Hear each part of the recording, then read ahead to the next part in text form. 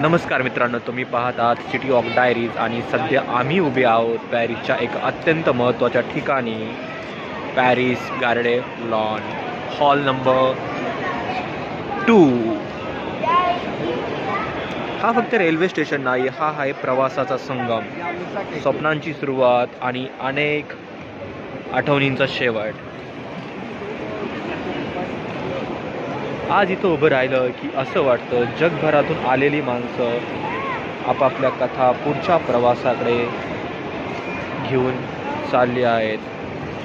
कोणी प्रेमासाठी, कोणी कामासाठी, तर कोणी आमच्यासारखे स्वतःला शोधायला. पॅरिस.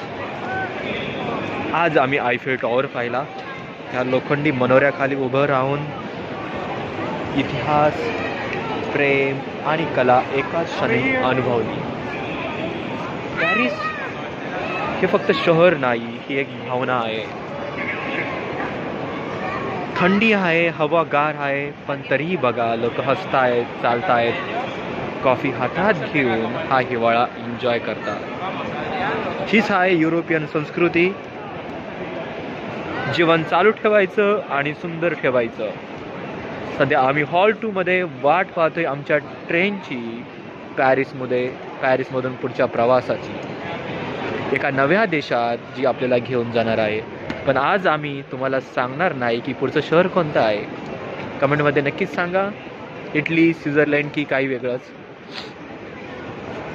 काही शहरं डोळ्यांनी पाहिली जातात, पॅरिस मात्र थेट हृदयात उतरतो. प्रवास म्हणजे फक्त अंतर नाही, प्रवास म्हणजे अनुभव.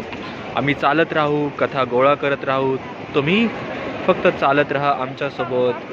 City of diaries.